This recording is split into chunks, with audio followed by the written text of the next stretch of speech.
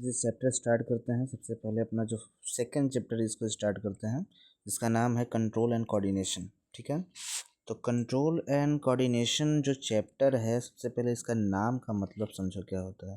देखो, control and coordination कहने का मतलब ये हुआ कि हमारे बॉडी में जो मेन जो तुम्हारा जो सारा ऑर्गन है, ये सारा ऑर्गन एक दूसरे का सहयोग करता है तब जाकर मेरा पूरा बॉडी फंक्शन करता है। और बात करें हम अपने पूरे, जैसे मान लेते हैं जो हैंड है, ठीक है, हैंड है और हार्ट है, ठीक है, दो ऑर्गन यहाँ पे लिए। तो हैंड और जो हार्ट है मेरा, ये दोनों जो है अलग अलग दोनों काम करता है, लेकिन जब साथ में काम करना है तो दोनों एक दूसरे को क्या करता है, कोऑर्डिनेट करता है। मतलब हार्ट अपना काम कर रहा होता है, हैंड अपना काम कर रहा होता है। तो यही पे बोलते हैं इस चैप्टर का नाम है कंट्रोल। अब कंट्रोल तुम्हारा है जैसे कि पूरा जो ऑर्गन है उसका कहीं ना कहीं कंट्रोल तुम्हारा रहता है। तो ये जो कंट्रोल हम लोग का रहता है सारे ऑर्गन का, अप्रोक्स सारे ऑर्गन का कंट्रोल जो रहता है वो किसके पास रहेगा, ब्रेन के पास। ठीक है, और ब्रेन ही हम लोग का जो है जो सबसे जो मेन ऑर्गन है, ये क्या करता है कि सारे बॉडी पार्ट्स को कोऑर्डिनेट करके, कोऑर्डिनेट करने का मतलब ये हुआ तुम्हारा कि सारे बॉडी पार्ट्स का जो अपना अपना फंक्शन कर रहे हैं उनको कोऑर्डिनेशन में तुम्हारा क्या करता है, हेल्प करता है। ठीक है, तो इस चैप्टर का मतलब ये हुआ कि कैसे हम लोग का जो ब्रेन है वो सारे ऑर्गन को हेल्प करेगा और कैसे हमारा सारा ऑर्गन एक दूसरे से कोऑर्डिनेट होकर चलेगा, इसके बारे में हम देखेंगे इस चैप्टर के बारे में। ठीक है, अब यहाँ पे सबसे पहले आगे देखते हैं कंट्रोल एंड कोऑर्डिनेशन का, यहाँ पे डेफिनेशन देख लेते हैं, मतलब इसमें क्या क्या आता है। तो सबसे पहले इसमें हम पढ़ेंगे नर्वस सिस्टम के बारे में। ठीक है, नर्वस सिस्टम क्या होता है, तो नर्वस सिस्टम जो ब्रेन का हम लोग का सिस्टम है, जो जिससे हम लोग का न्यूरॉन मोस्टली आता है, उसको बोलते हैं नर्वस सिस्टम। और एक होता है इंडोक्राइन सिस्टम। अभी इंडोक्राइन सिस्टम तुम लोग के लिए थोड़ा सा नया होगा। इंडोक्राइन सिस्टम कहने का मतलब ये होता है कि जो मेरा ग्लैंड, कुछ बॉडी में हम लोग का ग्लैंड पाया जाता है, ठीक है, वो ग्लैंड जो रहता है हम लोग का कुछ वहाँ पे सिक्रीशंस करते हैं। जैसे बात करें यहाँ पे एक है ग्लैंड हम लोग के बॉडी में पाया जाता है, इसका नाम है तुम्हारा थायरॉइड ग्लैंड। ठीक है, ये जो थायरॉइड ग्लैंड तुम्हारा है ये सिक्रीट करता है थायरोक्सिन। अब ये थायरोक्सिन किस चीज़ में हेल्प करता है, तो थायरोक्सिन हम लोग का जो हमारा जो थायरोक्सिन का अगर लेवल मान लेते हैं घट जाता है, लो हो जाता है, तो इससे हम लोग को एक बीमारी हो जाता है जिसका नाम है ग्वाइटर, जो कि गला में हो जाता है, जिसको बोलते हैं घेघा रोग। तो ये जो ग्वाइटर होता है इसके कमी के कारण होता है। तो ये जो होता है इंडोक्राइन ग्लैंड, कुछ जो इंडोक्राइन सिस्टम जो रहता है इसके अंदर बहुत सारे ग्लैंड्स पाए जाते हैं और ये ग्लैंड्स क्या करते हैं, कुछ ना कुछ सिक्रीट करते हैं। ठीक है, इनका सिक्रीशन हमारे बॉडी के लिए काफ़ी यूजफुल होता है। ठीक है, जैसे एक होता है ग्रोथ हार्मोन, तो ग्रोथ हार्मोन भी तुम्हारा सिक्रीट करता है जिसके कारण हम लोग का बॉडी में ग्रोथ एंड डेवलपमेंट देखने को मिलता है। ठीक है, इंडोक्राइन सिस्टम को ही हम लोग हार्मोनल सिस्टम के नाम से भी जानते हैं। हार्मोनल सिस्टम इसलिए बोलते हैं क्योंकि इसमें हार्मोन्स आते हैं बहुत सारे, इसके बारे में आगे हम डिटेल में पढ़ेंगे। ठीक है, अब आगे बात करते हैं यहाँ पे रिसेप्टर्स। अब ये रिसेप्टर क्या होता है, देखो रिसेप्टर जो रहते हैं वो स्पेशलाइज्ड टिप्स रहते हैं, जैसे हम लोग के नर्व फाइबर से डायरेक्ट कनेक्टेड रहते हैं और ये क्या करते हैं कि इन्फॉर्मेशन को कलेक्ट करते हैं। और इन्फॉर्मेशन को कलेक्ट करके, जैसे मान लेते हैं एक एग्जांपल लेते हैं, जैसे मान लेते हैं कि मेरे स्किन, ठीक है, स्किन के ऊपर मान लेते हैं कोई अचानक से कोई हॉट ऑब्जेक्ट सटा दिया। ठीक है, हॉट ऑब्जेक्ट सटा दिया। अब मेरा जो स्किन है, स्किन के पास कुछ रिसेप्टर्स प्रेजेंट रहेंगे। ठीक है, ये रिसेप्टर्स क्या करेंगे, ये रिसेप्टर्स जो रहेंगे वो मैसेज करेंगे, किसको मैसेज करेंगे, तो इनके पास एक नर्व रहता है जो कि मैसेज को कैरी करेगा किसके पास, ब्रेन के पास। ठीक है, अब वो ब्रेन जो रहेगा वहाँ तुरंत डिसीजन लेगा, डिसाइड करेगा और तुरंत हम लोग का जो स्किन है वो क्या करता है, रिस्पॉन्स करता है। ठीक है, तो अगर ये रिसेप्टर नहीं प्रेजेंट रहेंगे तो ये मैसेज यहाँ से कैरी नहीं होगा और ब्रेन के पास पहुँचेगा नहीं। तो रिसेप्टर का काम रहता है तुम्हारा, ये स्पेशलाइज टिप्स रहते हैं नर्व फाइबर के, जो कि इन्फॉर्मेशन को कलेक्ट कर कर हमारे ब्रेन तक पहुंचाते हैं और हमारा ब्रेन उस समय जिस कंडीशन में रहता है, जो भी सूटेबल रहेगा ब्रेन वही करता है। ठीक है, अगर नॉर्मल रहोगे तो हमारा जो ब्रेन है, अगर मान लेते हैं हॉट ऑब्जेक्ट कोई सटाया मेरे स्किन में, तो तुरंत हमारा स्किन रिस्पॉन्स कर देता है। ठीक है, तो इसी कारण होता है क्योंकि हम लोग के हर जगह रिसेप्टर प्रेजेंट रहता है। ठीक है, रिसेप्टर जो रहता है नॉर्मली सेंस ऑर्गन्स में ही देखा जाता है कि सेंस ऑर्गन्स में पाए जाते हैं।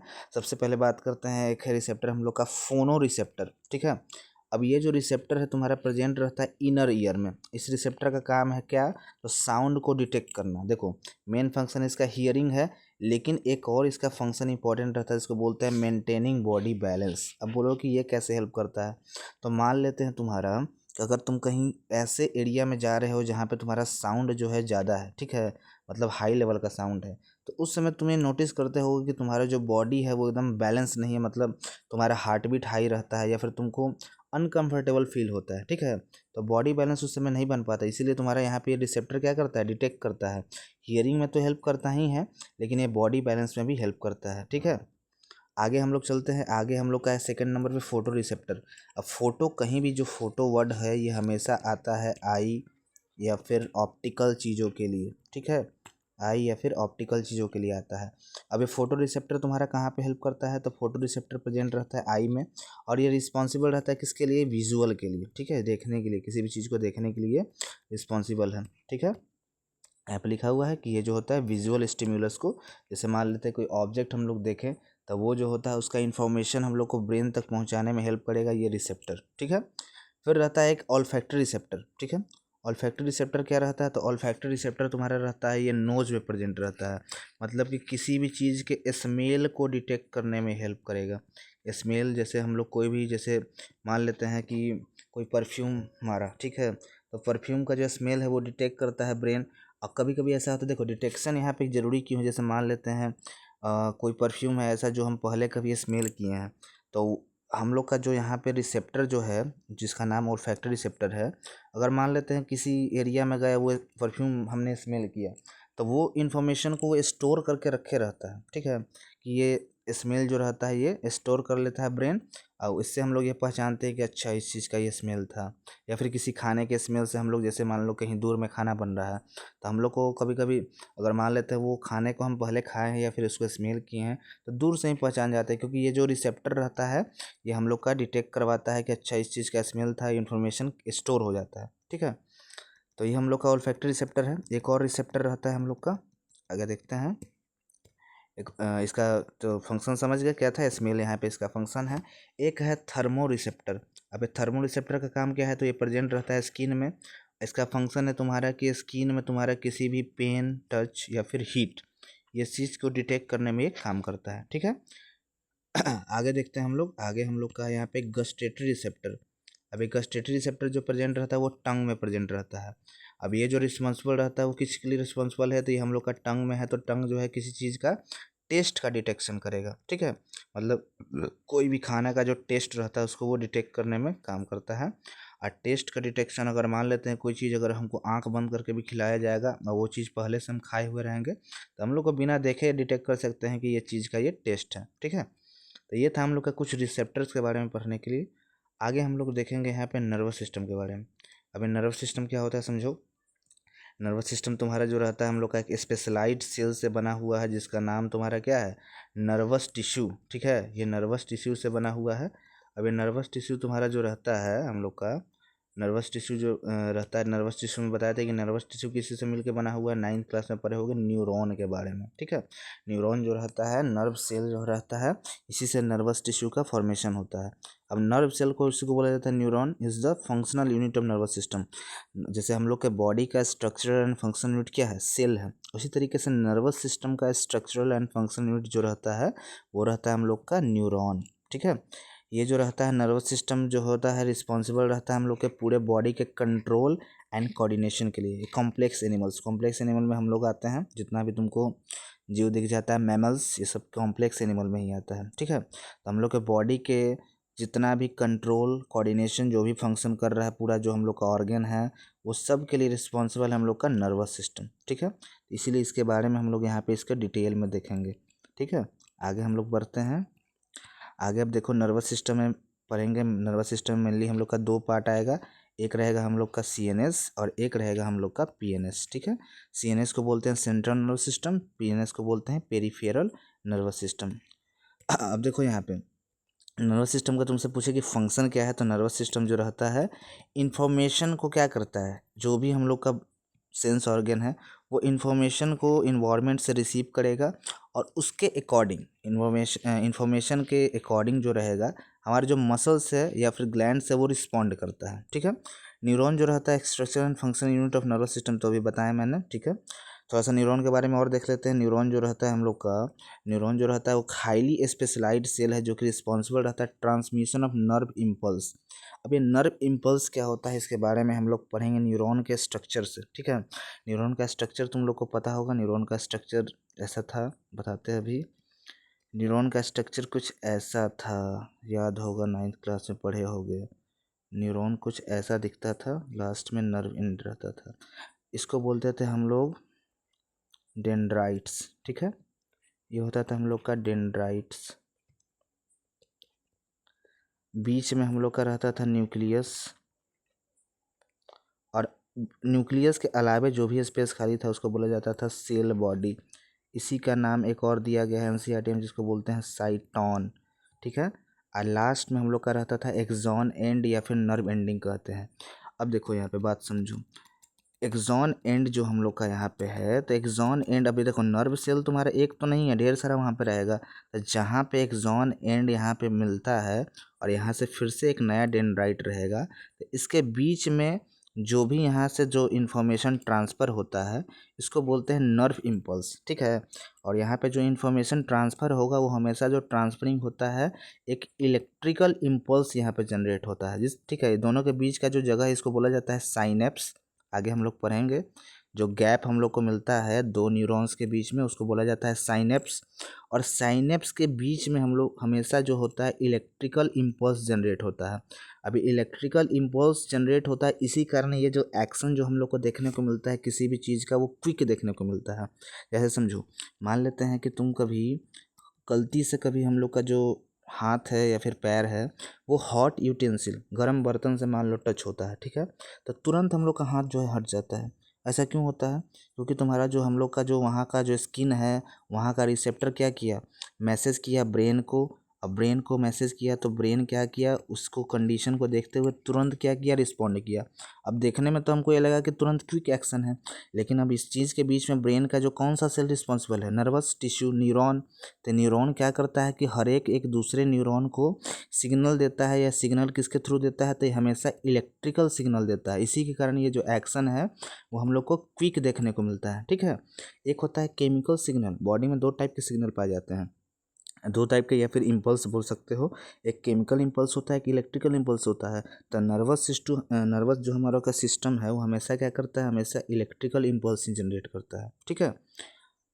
तो इसके बारे में था ये। अब आगे देखते हैं यहाँ पे हम लोग पार्ट्स ऑफ न्यूरॉन के बारे में, ठीक है। न्यूरॉन के कुछ पार्ट, जैसे अभी हम बताएं यहाँ पे कि सेल बॉडी रहता है जिसको साइटोन बोलते हैं। तो जो सेल जो रहता है वो स्टार शेपेड दिखता है। अभी हम बताया तुमको, जो हम लोग यहाँ पे डेंड्राइट का जो स्ट्रक्चर बनाते हैं वो स्टार शेपेड रहता है, जिसमें हेयर लाइक प्रोजेक्शन रहता है, जिसको हम लोग क्या बोलते हैं, डेंड्राइट्स, उसी को बोलते हैं। डेंड्राइट जो रहता है वो नर्व इम्पल्स को क्या करता है, रिसीव करता है। जैसे अभी हम बताए ना, तो ऐसे रिसीव करेगा। जैसे देखो नर्व इम्पल्स को कैसे रिसीव कर रहा है, जैसे स्पेस है, हाँ यहाँ पे देखो, यह जो मान लेते हैं ये मेरा है, ऐसे बना, ये जो है डेंड्राइट है, ठीक है। अब यहाँ से जो एक्सॉन एंड दूसरे सेल का रहेगा, तो दोनों के बीच में जो स्पेस है, तो क्या कर रहा है डेंड्राइट, ये इन्फॉर्मेशन को रिसीव कर रहा है। इसीलिए यहाँ पे लिखा गया है कि जो डेंड्राइट रहता है वो, यहाँ पे क्या लिखा गया है, डेंड्राइट जो रहता है वो रिसीव करता है नर्व इम्पल्स को, ठीक है, इसलिए लिखा हुआ है। आगे देखते हैं, आगे रहता है एक्सॉन। एक्सॉन क्या रहता है, तो बीच में जो हिस्सा देखने को मिलता है टेल जैसा स्ट्रक्चर जो रहता है न्यूरॉन का, उसको बोलते हैं एक्सॉन। और ये जो रहता है इसके लास्ट में भी कुछ क्या रहता है, हेयर लाइक प्रोजेक्शन जाएंगे, जिसको बोलते हैं एक्सॉन टर्मिनल। इसी को नर्व एंड भी बोलते हैं। नर्व इम्पल्स इसमें भी रहता है। माइलिन शीथ क्या होता है, तो माइलिन शीथ तुम्हारा एक रहता है इंसुलेटर की तरह काम करता है, ठीक है। माइलिन शीथ क्या रहता है, तो देखो अगर मान लेते हैं ये जो मेरा न्यूरॉन बना, तो इसके बीच में तुम्हारा ऐसे ऐसे जो तुम्हारा ऊपर में जो ये देखने को मिल रहा है स्ट्रक्चर, इसी को बोलते हैं माइलिन शीथ। ये दोनों माइलिन शीथ कहलाएगा, ठीक है। माइलिन शीथ का काम क्या रहता है, तो ये तुम्हारा जैसे यहाँ पे इलेक्ट्रिकल इम्पल्स जनरेट हो रहा है, तो बाहर के सेल्स के बाहर जो रहता है, कभी सेल के बाहर कभी शॉक ना हो, इसीलिए शॉक ना लगे, इसीलिए इंसुलेटर की तरह काम करता है, ठीक है। ये जो रहता है इंसुलेट कर देता है एक्सॉन को अगेंस्ट नर्व इम्पल्स, ठीक है। नर्व इम्पल्स के अगेंस्ट ये इंसुलेट कर देता है ताकि सराउंडिंग में किसी भी तरीके का दिक्कत ना हो। अब न्यूरॉन कितने प्रकार का होता है, तो देखो न्यूरॉन हम लोग को यहाँ पे दो प्रकार का दिया गया है। एक है सेंसरी न्यूरॉन। अब सेंसरी न्यूरॉन क्या करता है कि सेंस ऑर्गन, जैसे मान लेते हैं कि हम लोग का स्किन, स्किन के थ्रू जो भी सिग्नल जाएगा उसको लेके कौन जाएगा, सेंसरी न्यूरॉन लेके जाएगा। और जो मोटर न्यूरॉन रहता है, मोटर न्यूरॉन का काम क्या है, तो ब्रेन जो सिग्नल दिया, ठीक है, तो ब्रेन द्वारा जो सिग्नल है वो लेके कौन जाएगा, वो मोटर न्यूरॉन लेके जाएगा। जैसे मान लेते हैं कि गर्म बर्तन से मेरा हाथ टच किया, ठीक है, तो गर्म बर्तन से हाथ टच किया तो वो जो सिग्नल था गर्म बर्तन से हाथ जो टच किया, तो स्किन के पास जो रिसेप्टर थे उसका जो इन्फॉर्मेशन वो कौन लेके गया, सेंसरी न्यूरॉन। और ब्रेन जो सिग्नल दिया कि हाथ वहाँ से हटाना है, तो वो जो सिग्नल लेके आया कौन लेके आया, मोटर न्यूरॉन, ठीक है। तो ये हम लोग का यहाँ पे दो टाइप का न्यूरॉन है, दोनों साथ मिलकर काम करता है। और दोनों को यहाँ पे कनेक्ट कौन करता है, तो दोनों को जो कनेक्ट करता है इसका नाम एसोसिएशन या फिर रिले न्यूरॉन। ये जो न्यूरॉन रहते हैं ये दोनों के बीच में पाए जाते हैं ताकि दोनों एक दूसरे से कोऑर्डिनेट होकर काम कर सके, ठीक है। तो इसके बारे में पढ़ना था। अब हम लोग यहाँ पे देखेंगे कि नर्वस सिस्टम हम लोग के यहाँ पे एक फ्लो चार्ट देख लेते हैं कैसे कैसे डिवाइड किया गया है। तो देखो हम लोग का जो नर्वस सिस्टम है वो डिवाइड किया गया है 3 भाग में, ठीक है। ऐसे तो एनसीईआरटी में 2 ही लिखता है, एक है सीएनएस, दूसरा है पीएनएस और एक होता है एएनएस। सीएनएस में तुम्हारा 2 हिस्सा, ब्रेन और स्पाइनल कॉर्ड। ब्रेन में 3 हिस्सा, फोर ब्रेन, मिड ब्रेन और हिंड ब्रेन, ठीक है। स्पाइनल कॉर्ड तो अकेले रहता है, इसका कोई हिस्सा नहीं है। पीएनएस में हम लोग को बताए थे 2 हिस्सा होता है। पीएनएस में एक आ जाएगा हम लोग का सेंसरी न्यूरॉन और एक होता है मोटर न्यूरॉन। एएनएस में भी 2 हिस्सा आता है, इसको बोलते हैं autonomous nervous system. Sympathetic nervous system आता है, इसमें पैरासिम्पैथिक आता है। ऐसे अगर देखा जाए एनसीईआरटी में तो इसको पीएनएस में ही पढ़ना है, ठीक है। लेकिन अलग अगर करोगे तो एक एएनएस अलग आ जाता है, कोई दिक्कत नहीं है ऐसे, ठीक है। हाँ यहाँ पे देखो हम लोग का यहाँ पे पीएनएस में नर्व पढ़ते हैं तो नर्व में आ जाता है तुम्हारा 2 तरीके का, एक है क्रेनियल नर्व और एक है स्पाइनल नर्व। और क्रेनियल नर्व तुम्हारा जो ब्रेन से निकलेगा और स्पाइनल नर्व जो कि स्पाइनल कॉर्ड से निकलेगा, ठीक है। तो आज यहीं तक देखते हैं, कल से हम लोग पढ़ेंगे सेंट्रल नर्वस सिस्टम, इसके बारे में डिटेल में देखेंगे। तब देखेंगे पीएनएस और एएनएस सबसे लास्ट में देखेंगे, ठीक है। तब तक इसको रिवाइज करो, ज़्यादा लंबा वीडियो नहीं है, इतना तक काफ़ी है। और हो सके तो 2x पे देखना, ठीक है, कोई दिक्कत नहीं है। और तुम लोग पढ़ोगे तभी कोई फ़ायदा होगा इसका, नहीं तो हमको तो वीडियो बनाने से फ़ायदा तभी होगा जब तुम लोग पढ़ोगे इसको। हमको वीडियो बनाने से हमको तो कोई फ़ायदा है नहीं, ठीक है। तो तुम लोग इसको रिपीट करके देख लेना, ज़्यादा इसमें नोट्स लिखवा दिए, इतना से ज़्यादा कुछ नहीं आएगा। देखो कंटेंट कम पढ़ो, ठीक है, उसी को बार बार ज़्यादा रिपीट करो। ज़्यादा कंटेंट पढ़ने के चक्कर में रहोगे तो फिर हो जाएगा। एग्ज़ाम में जितना आ रहा है अभी उतना ही पढ़ना है, अब इसमें मास्टर्स नहीं करना है, ठीक है। ठीक है, तो आगे पढ़ाई करो बढ़िया से।